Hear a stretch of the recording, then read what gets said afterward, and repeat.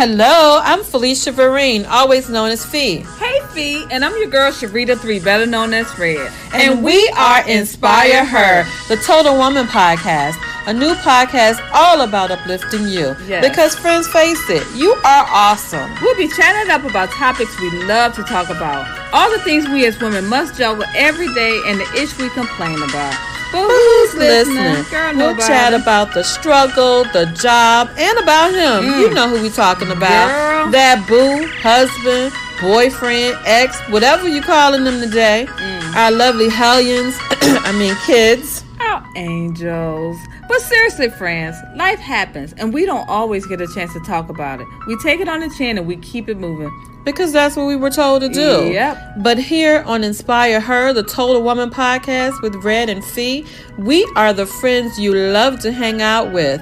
We are here to inspire her, the Total Woman. Yes. Hey, Red. Hey, Fee. How are you, girl? I am good. A little tired, but I'm good. How are you? About the same, but good. Getting ready to go on this trip to Dallas this weekend to see my boys play. Okay, we're not going to even talk about that because we are on two separate teams. I am now a commander.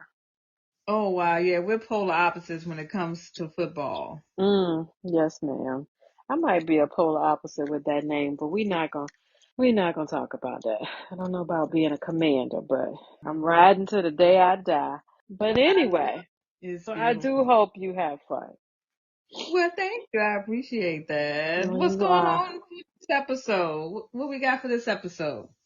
Well, today we are going to talk about how to love a broken man. And I know the word broken just doesn't sound like the best word, but it is what it is. Sometimes our men have hit a spot where they just, they have to regroup and learn how to love again, or they have been with a woman and didn't know how to love them quite right, and they have kind of burnt them a little around the edges. So we're going to talk to, and I know you've probably rehabilitated some, you've probably counseled some. So we're going to talk to someone that we've made really good friends with, Mr. Frank the Tank from Kids Can Move On. Where are you calling from? Because you're not in the VA or the GA. Where do you reside? I'm in Kansas City, Missouri, home of the Kansas City Chiefs. Okay. I like the Chiefs too. I am from Kansas City, Missouri, born and raised. I have a podcast with my best friend, my brother, since ninth grade. So we working on 35 plus years. Our podcast name is Kings Can Move On, KCMO for short.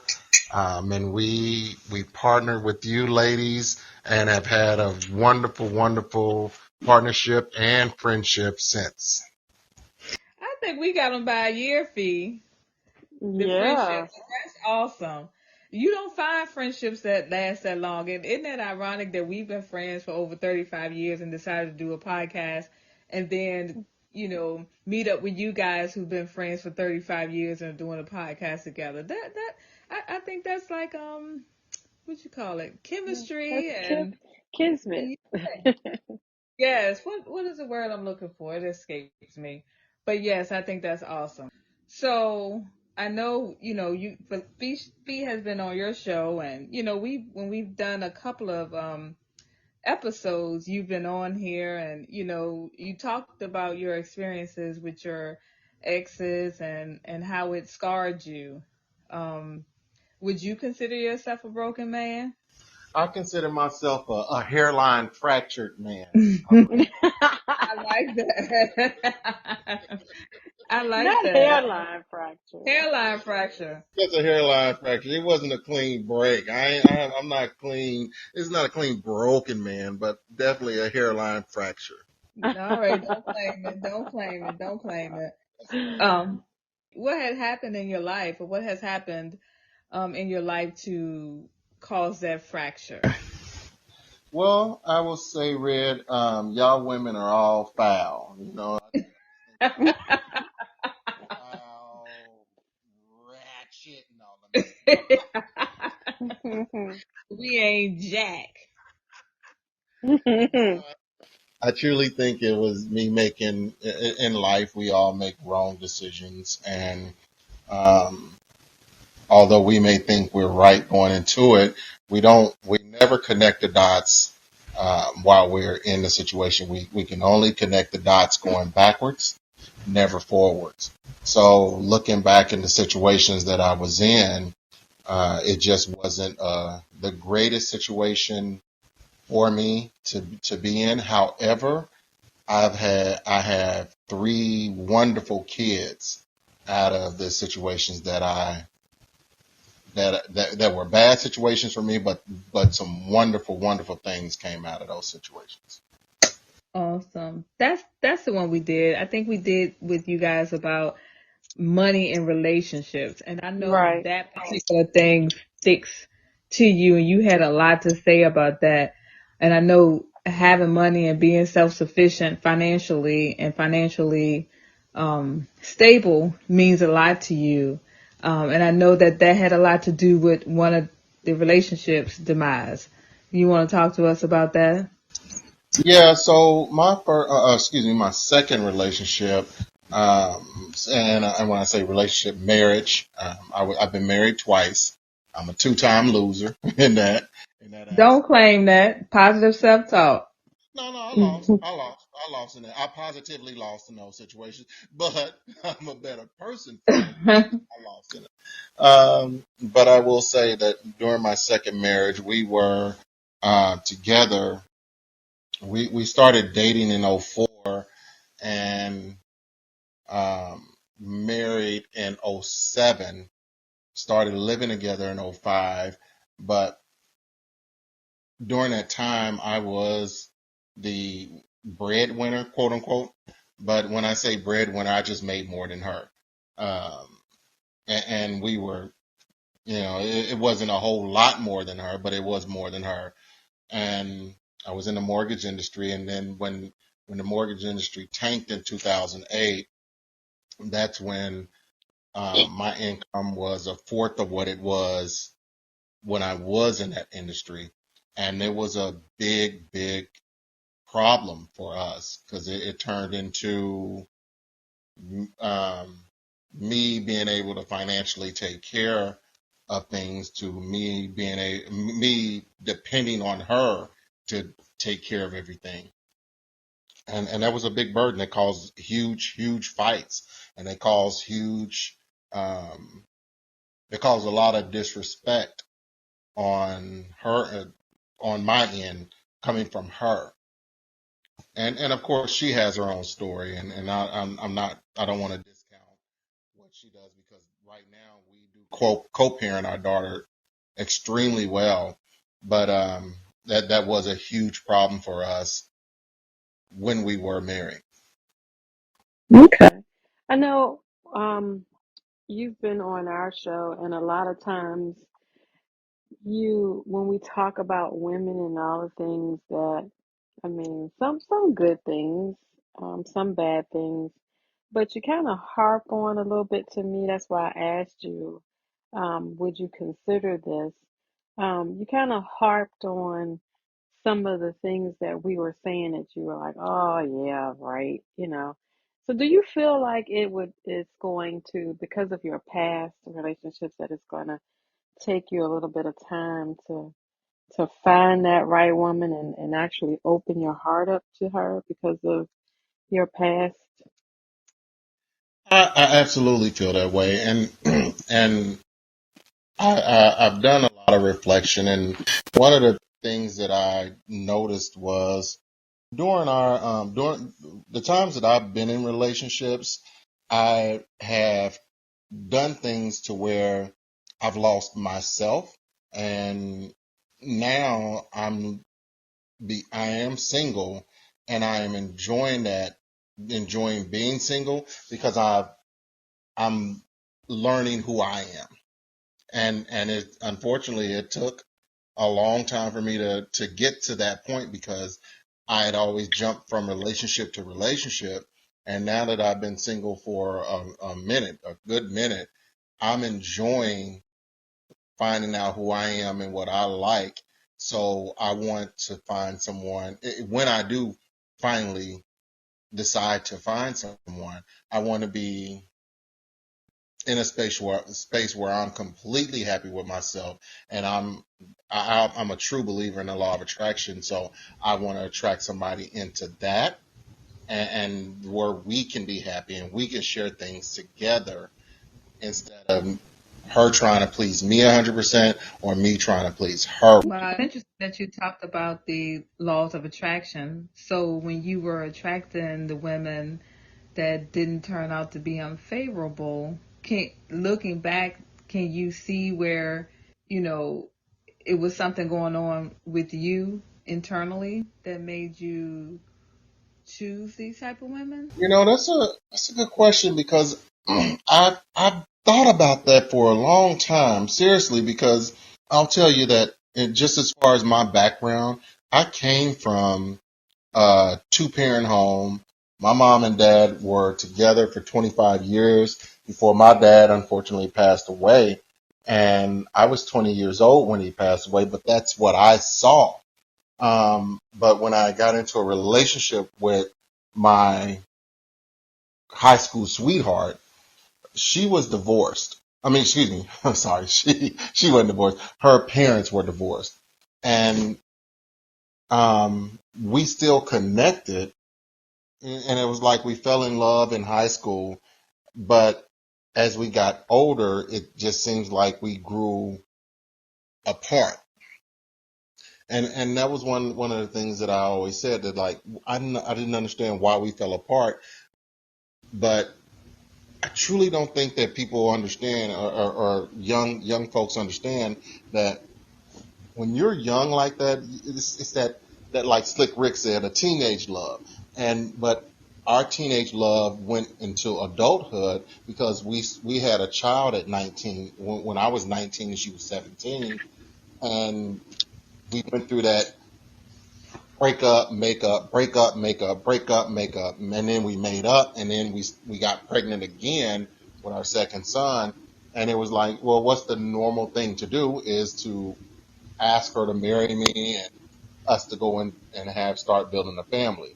Well, that's really not what we should have done. We really should have evaluated what we were into, or what we were getting into, because we were just totally different. We were truly totally different. We had great times together, but as far as the things that we disagreed on, we disagreed on them from a wide range. A wide scale. She was far left, I was far right. Or I'm not saying I don't like politics, but it's almost like Democrats and Republicans. You got someone that's far right and someone that's far left that can't come to any type of resolution, and that's what happened with us, as well as the cheating. We were young and we were both cheating. So I don't know what I don't know as far as the law of attraction. I don't know why that kept us together. My second marriage, it seemed like I was getting into that same situation. So I think that the law of attraction played a huge deal with my second marriage because I kind of got married to the same woman. Both of them same zodiac signs. Both of them was like a week as far as date of birth. They were a week apart, but it was almost like the same woman. Besides the cheating, it was the same woman. So what was the second wife's parents relationship status? Because the therapist in me always thinking maybe the first wife, I mean, she was younger, but she could have possibly had some unresolved issues and grief behind her parents' separation that she didn't deal with. Looking back, do you think that could have been something? Absolutely, absolutely. And that's one thing with me as far as with the law of attraction. I'm like, well, I came from a two-parent home. Why didn't I date somebody and fall in love with somebody from a two-parent home? And I don't shit. It's been 30 some odd years. It was 1990 when we met.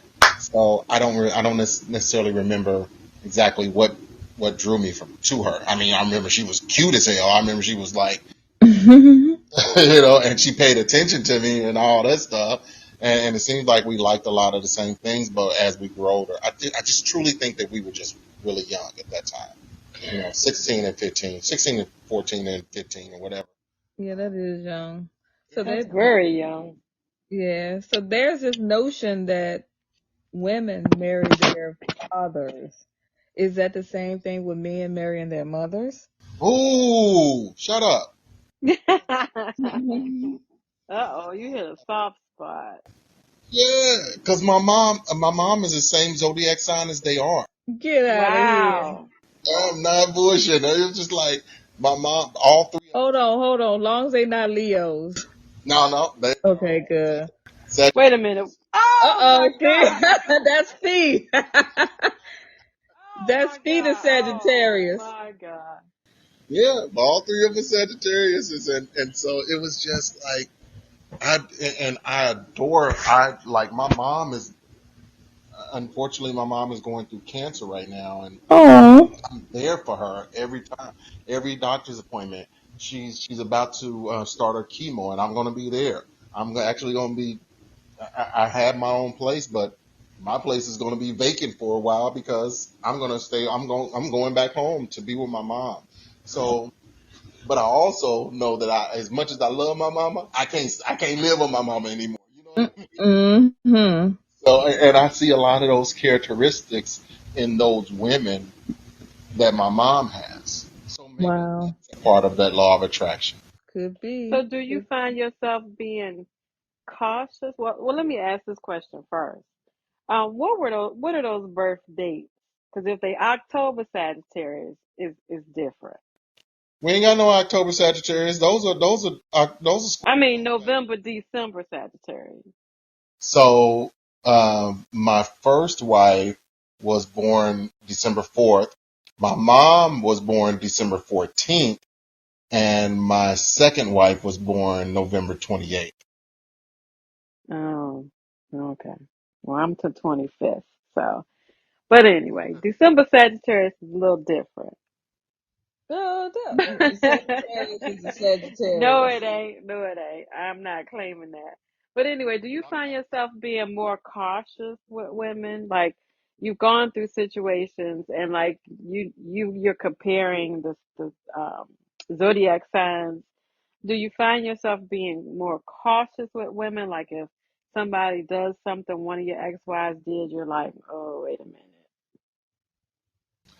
I don't, I try not to base any current relationship that I will be in or I've been in or will be in off of those women. But I am guarded on the fact that I have been in relationships where I thought I was completely in love with that person, that woman. I'm completely in love with that woman, and I haven't, and we're not together, and I don't, and so that guards me as far as meeting someone else, and that's where I think that law of attraction plays a huge part in my life right now, to where I'm saying law of attraction teaches enjoy who you are, enjoy the things that you like, and those people will be drawn into you. You Right, know? right. What do you think it's gonna be for Frank the Tank to get to the point where he is open to love again? I will say my daughter. I have three kids, and my daughter is the youngest. She'll be 15 in a couple of days. Um, in order for me to, in order for a woman to be in my life right now, which I'm not even looking for. Honestly, I'm really not even looking for, because my daughter is in so much. She's in softball and soccer, and she plays softball for her high school, as well as she plays for a competitive softball club outside of high school. She's in soccer and competitive outside of high school. Her high school soccer hasn't, uh, the tryouts haven't happened yet. Those don't happen until March of 2023. What are we in, 2022? Yeah. So it doesn't start. She's basically in everything year round. And for me, from day one that she's been into sports, Daddy has taken her to her practices, her games. We talk before her practices and her games. We talk after her practices and her games. Matter of fact, I'm going to be calling her right after I'm done with this podcast because she just finished a game. So I'm 1000% involved in her life. So for me to be in a relationship right now, I don't know if I would have the time to give a woman the time that she deserves, um, when it comes to a relationship, unless that woman is going to be 100% in my daughter's life, as well as if that woman has children that are into sports or whatever they're into, band or choir or uh, debate or whatever, I'm going to be in their life as well. So if a woman can deal with that, to where we are going to be at nighttime, we're going to be 100% exhausted, and I mean 100% exhausted, because we're so involved in our kids' lives, and we're we are happy because we are spending that time together and being a part of our kids' lives. And if that woman doesn't have a child, okay, that's fine too. But it would just be that woman would just have to understand that where I am and what makes me the happiest right now today. Right. So in listening to you, I was going to ask this next question, but I think you're kind of answering it now. What would it take to love you right now? What would the woman need to understand in order to be able to love you right now? Great sex and understanding that we have to be a team. Okay. I think that's what all men want. I think men want of somebody that they feel is going to be with them. I think we talked about this where I said Mary J. Blige and Method Man has one of the greatest songs in this world where it's you're all I need to get by, and where Method Man is saying, just rub me on my back and say, baby, it'll be okay. A lot of men just want that. A lot of men just crave the fact that, just like women, I think women want that. I think men just say, you know what, just when I'm going through some shit, and hopefully I can say this and not edit it out. But when I'm going through some shit, a lot of times we don't need that. Well, you need to do this, you need to do that. We just need that. You know what? It's gonna be all right, baby. It's gonna be all right, baby. Be my peace. Mm-hmm. Be my damn peace. Say it again, Red. Be my peace. Jesus, be my peace. Don't be the demon on my other shoulder telling and just bringing that more shit. And I think that women want that too, because women want that, the fact that they say, hey, or am I right? Correct me if I'm wrong. I think You're women right. saying, all right, if I'm coming home from work, or if I'm calling you about my girlfriend who just said some shit, y'all be like, you don't want to, y'all don't want to be that man that's like, well, you know what? I don't want to hear all that shit. Y'all want that man to pull out that popcorn and be like, girl, he said what? Yes, gossip with me. So talk. Let me vent to you. I need to be Ladies, able to vent. ladies out there, I hope you listen, because the purpose of us having this podcast episode with Frank the Tank is just to help you understand there are men out there that feel the same way we do sometimes. You know, we use the word broken, um, and a lot of times we're broken as well. And we wanted to help you understand how to love a broken man, and they need that too. Like, say it again, Frank. You need a woman to do what? Rub me on my back and say, baby, it'll be okay. There you go. I'll say this too. I was watching TikTok about a month ago, and I remember seeing this video where this man, he went from dating a woman to just dating and courting a woman to being in a full blown relationship, where that woman came and she was talking about her day, the problems that she was having when they was dating, and then it came to a point to where she walked in and she didn't tell him. He was like, "What's wrong with you? Let's get this popcorn. What's going on? We can Mm-hmm. talk about this." And that's I think that when men and women and women and women and men or whatever you want to do, when we get in that, when we get into a bond with somebody, and that's whether we call it marriage or whatever the case may be, we want that best friend. Right. People want that confidant, that best friend, that person that we can just talk to on the good times and bad. You're Absolutely. absolutely right about that. What what work did you have to do to get to a point where you are open to love? How were you able to work through those issues and those setbacks in those relationships? Red, I'll tell you that one of the things um, that happened with me, and I touched on this, and I will always touch on this as far as the law of attraction. Um, it was around 2013, and actually 2012, 2013, somewhere around there. Me and my second wife, we were going through our problems. We split up. She moved out, and I remember working. And I used to listen to a lot of audiobooks. Well, actually, I don't used to. I listened to a lot of audiobooks on YouTube, and I was listening to. Actually, I got the book right here. I was listening to Think and Grow Rich by. Mm, Yeah. I know that book well. Yes, that's another, to me, that's the Bible 2.0, honestly, in my opinion. But it just taught me, that's where it taught me about the law of attraction, and what I was doing and to attract people. And so I think that what was your question? What was your question again?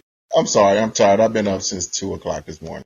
Oh no, that's fine. I was asking what work did you have to do on yourself to get to a point where you healed from those relationships? Yes. Okay. So I was listening to that law of attraction. I was listening to the audiobook, and I was thinking to myself, okay, and I started listening to the audiobook at when me and my second wife had split up one time, and it made me understand that work on you, and then the other things will come. Work on your happiness and your what you want in life, and be okay with the other things. And so when me and my second wife had gotten back together after I read that book, I was like, okay, you know what? I'm happy with me, and whether we make it or not, I'm okay because I'm still happy with me. And so that was one of the things that was my start, the start of my journey on understanding to find my happiness. Right. A lot of people don't realize that you have to find that happiness within before you could be happy in a relationship. That is so true. That is so true. A lot of And times, go ahead, Frank. I also think that it's a lifelong process. It's because our happiness changes. What I was happy about when I was 20 is not the same things that I'm happy about at 48. What I was Absolutely. at 30, hell, 47. You know, I'm happy Yeah. about. It's all an evolution. It's all about, hey, find your happiness, and hopefully that person that you're with will find their happiness, and they're growing with you, and you're like, oh man, you like that too? Oh, cool. We can grow together. That's what it's all about. And sometimes, like you say, you're gonna meet people that are not really meant for you. And a lot of times we like how they look, some of the slick things they say to us, and we take that and we run with it without even actually getting to know the person. And a lot of times that really is our problem. Um, and it sounds like you were young in your relationships, and you went off of those lovey-dovey feelings versus um, really getting to know the person and seeing who they are. Because you're definitely right. Who I was at 17 is not who I am now. There's a lot of stuff I would have fell for at 17 that you can't even approach me with now. Oh, I'll ask this: do you ladies feel like your mate is growing with you in your relationship? Sometimes, and I would say in certain ways, yes, and in certain ways, no. I don't have one, so I'm growing with myself.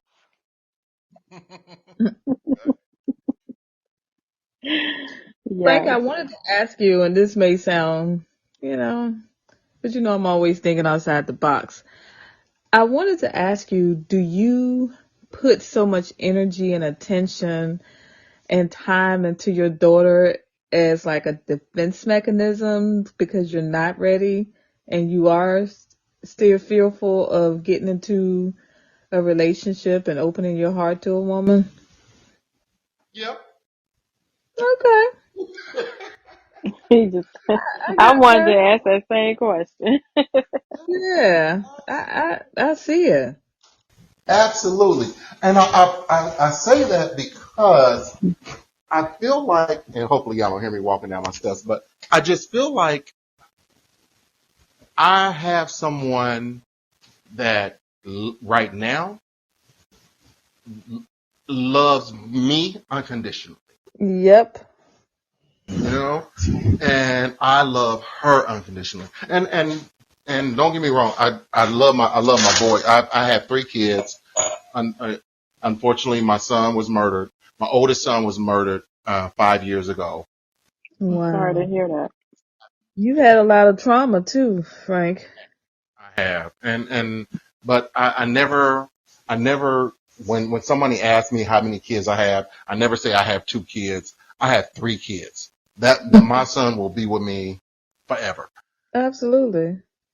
But my daughter is, I've been with her since birth.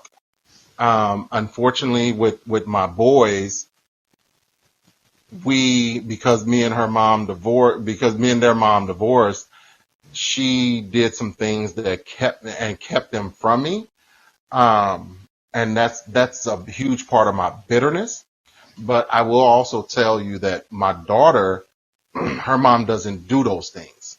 And I think that because she saw the things that I went through, she was there for the things that I went through with my boys.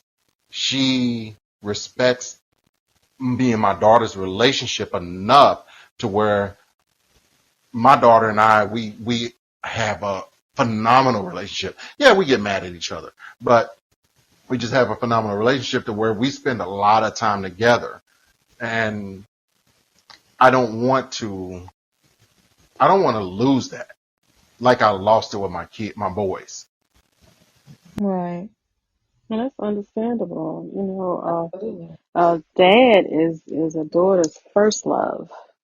You know, Hmm. and it's kind of the first person that teaches her what to look for in a man. So you're doing a stand-up job, but I want to make sure that you um, are not just kind of hiding behind your daughter's activities, you know, and that you do have an open heart because one of the things that I did notice when we're on podcasts is that, you know, you tend to jump out there and jump on women a lot, and I saw that, and I was like, well, what's the underlying part of that? And you spoke about it, so that's one of the reasons, like I said, why we invited you on the podcast. But now I see that you're working on it, and you're you know exactly why you react the way that you do, and that's the first step, is understanding why you react like that. And I'll even say this, Steve, that when, like, after I split up with my daughter's mom and got into relationships, I've been into other relationships to where I thought that, first off, I was, when I split up with her mom, I didn't want to share my daughter, with any woman. And Mm-hmm. so when I was with that other woman, and she was like, well, where are you going? I'm like, I'm going to my daughter's soccer game. I'm going to my daughter's softball game. Well, can I go? No, no, I'm cool. We cool. We cool. I didn't want to open myself up to that. And those relationships faltered. And then when I said, let me start sharing my time with my daughter with this other woman, those relationships faltered. So now I'm at that point where, you know what, I'm cool on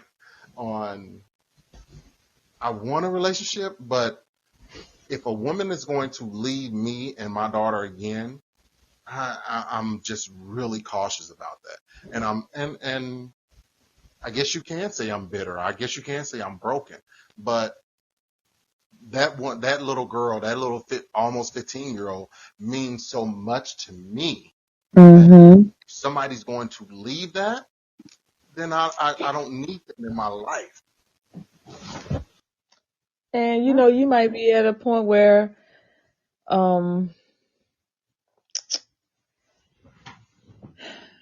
that you might want to hold off on getting into anything serious until your daughter, graduates and move on, because unless it's the right person, because it'll probably put you in a position where you feel like you have to choose, and your daughter is always going to be number one. Yeah, and I understand why women say my kids come first. Mm-hmm. Even though I'm not a religious person in any way, shape, or form, but I am a spiritual person, and I grew up a religious person. But one of the things in the Bible, it states that when a man finds a woman, or a woman finds, I don't know, don't paraphrase, don't He who finds a wife finds a good thing. yeah, and they shall leave their blah blah blah blah blah. Okay, yeah, that's cool, but that's not reality. That's just truly not reality right now. Mm-hmm. In 2022, it's not reality, because if I started dating Felicia, She is Sagittarius. You don't want her. yeah, What? The real. we would have problems within 6 months. But I'm not gonna let y'all talk about me like that. has kids, right? Felicia, you have kids, right? I do. I have a 17-year-old daughter. So if you and I got into a relationship, let's say you and I got in a relationship, and then your 17-year-old came to you and like, you know what, I need you. I don't care what you're doing with him. I need you. You are going to be that's my baby. I've been with her for that came from me. And we have had a bond for 17 years. Me and this man have dated for 6 months, a year, or 3 years, whatever the case may be. I'm still going to choose my baby. And that's a human response. You know what I mean? Right. So, Frank, aside from your podcast, what do you do for self-care? Well, I wouldn't consider this self-care. It's a hobby, but what do you pour into yourself? What do you do for self-care? Oh man, I tell you. So one of the things is I love my me time. Me too. it is so enjoyable for me to when I'm home. I've cooked. I love to cook. I actually have cooked since I was a kid. So when I come home and it's just me, I will cook. I enjoy marijuana. I don't think it should have been ever been should have been illegal. So it now is legal here in Missouri. Um, I'll come home and smoke, maybe drink a little bit, and I'll cook. I'll turn on some music. I've been in choir since I've sang since I was in the third grade. So I know my neighbors next door. They're like, man, Frank is having a ball in here. Who he got? But Frank is just chilling with Frank, watching, listening to Mm-hmm. drinking, smoking, whatever. I'll watch some of my favorite shows. I love real estate. So that's my profession now. So I'm doing something with real estate. I'm just enjoying me. And I'm not saying that I don't have my problems. I still don't, I still go through my trials and tribulations. But for the most part, if I'm alone, I am enjoying me. I'm just enjoying the things that I like, because the things that I used to love to, I mean, excuse me, the things that I love to do, the women that have been in my life, they are like, why? Why are you doing this? Why are you sitting up here singing loud as you can? Shut up. Shut up. And I'm like, and I can dig that. I can dig that on how what they're saying, because that's not things that they enjoy. But when I find someone who says, "Baby downstairs, he enjoying himself right now. We'll enjoy our time together, but baby is down there enjoying himself right now. Let him enjoy it. Let him be him. Let Frank be Frank." That's what I Right. want. So, what advice would you give to men who may be hurt, scorned, scarred, feel broken, hairline fractured? What advice would you give them? What has helped you get through and get to this point? Well, I will say this for men as well as women. Love you. Find out who you are. Find out who you are, so you are not damaging someone else on, and you are attracting someone else who will understand that, and you'll understand them. Because what I feel like we do is, my mom and dad were together 25 years before my dad passed. If my mom and dad met in 2010, would they still be together? Would they have been together for 25 years before he passed? I don't know. I don't think so. Because back then, in the early days, I'll just put it the early days, 1900s, that was a thing to do. Get married, have a family, and live together till you die. But a lot of those people were miserable. My grandmother and my grandfather, my mother's parents, they were freaking miserable. They were miserable. I can remember when we were kids, and all of my cousins, like my brother and my cousins, we all grew up as brothers and sisters. So I can remember going over my grandmother and grandfather's house, and my grandfather wasn't there because he was out on the block drinking, and my grandmother was there just chilling, taking care of us. But then when my grandfather got there, he was so drunk and he was arguing. They were arguing or whatever, and they fought, and he hit her. But they stayed together. Like my grandfather died maybe about 15, 20 years ago. And my grandmother's like, hey, I love you, uncle. I love you, uncle. I'm sorry. I love you, grandfather. And, that's all she knew. But in this day and age, I don't even want to talk about what they did. Let's talk about today. We live in a microwave society. So make sure that if you are with somebody, you're wanting to be with them for longer than the 30 seconds that you push on the microwave. You know what I'm saying? Love yourself as well.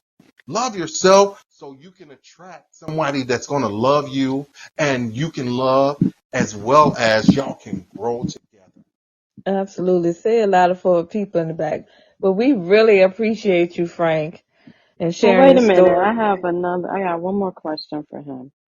For the ladies out here that are listening to this podcast, and maybe they look over on the couch or in the bed and they identify with what you're saying, and their man is going through that now.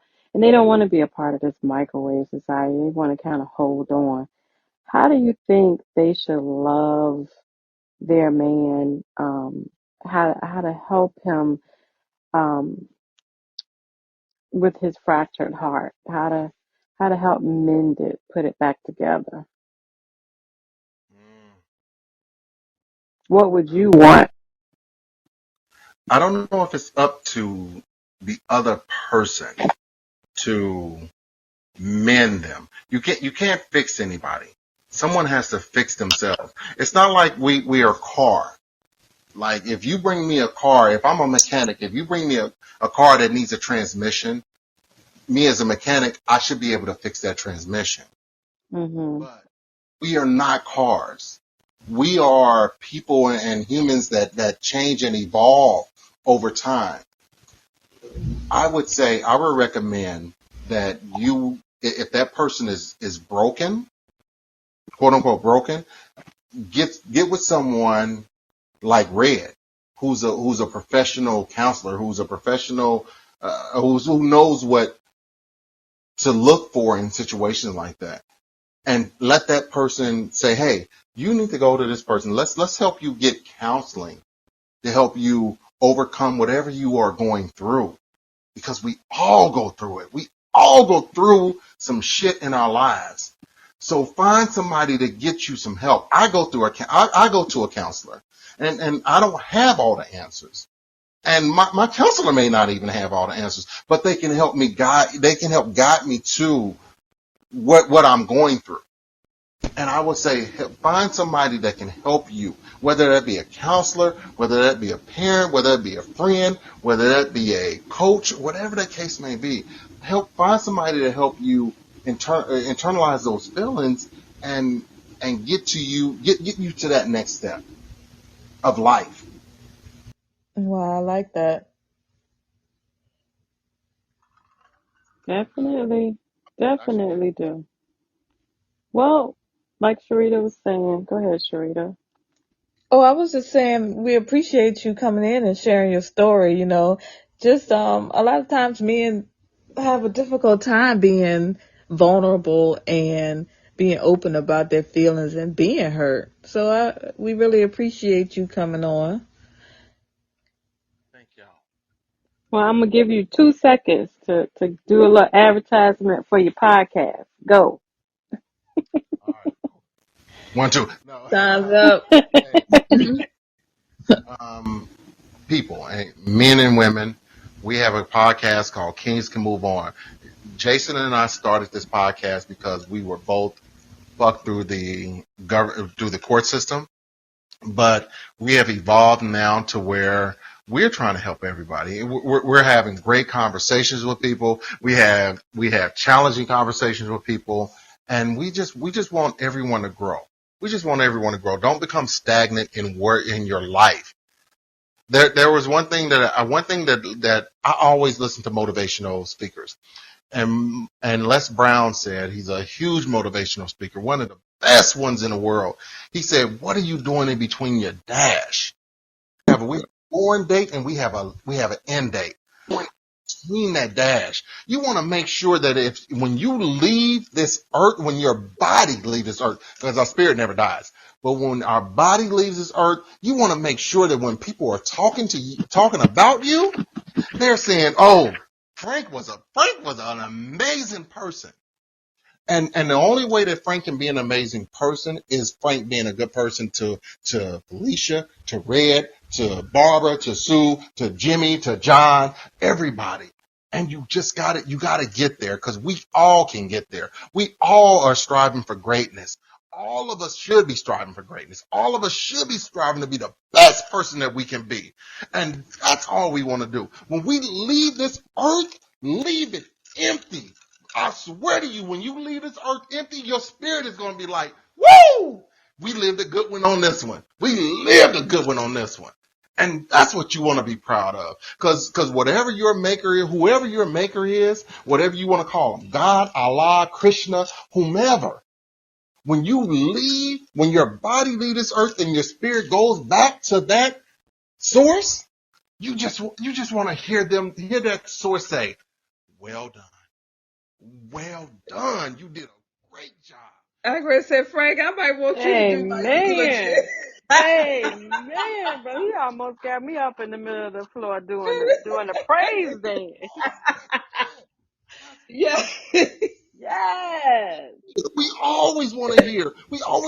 Good job. We do. Good job. That's it. Yes, sir. Yes. That smile would be on your face if that person that you love the most said, good job. Good job. That's what we want to hear. You're absolutely right about that. Well, I'm telling you tonight, Frank, good job. Good job. Yes. You came and gave us your all. We can't ask Yes, for you no more did. than that. No more than that. Mm-mm-mm. And we truly appreciate it. And we're going to go back and tell, what you call him, Lil J? Lil J. We're going to go back and tell Lil J that you did the daggone thing. You represented real good. Yes. Tell my brother that I did a good job. I will. I definitely will. Well, listeners, we would like for you to play this episode, send it to your friends. We saw when I put that message out there saying that we were gonna have Frank the Tank online with us, coming soon, talking about how do we love a broken man. We got a lot of likes. I mean, people are waiting for this episode, so we definitely got to get it out there for the masses and let us know what you think. Like, share, comment, subscribe, rate us. We love your comments. We want to know what you want us to talk about because we're here for you. Ladies, we are here to inspire you, and we hope this conversation on how to love a broken man help to inspire you because that is our main goal. That's what me and Sharita want to do, but one of the things that we want to do between our dash. We want to inspire you, the total woman. Absolutely. Well, that's all I have for tonight, guys. Sharita, you got anything else? I don't. Thank you again, Frank. This has been awesome. We are here to inspire her, the total woman. Yay!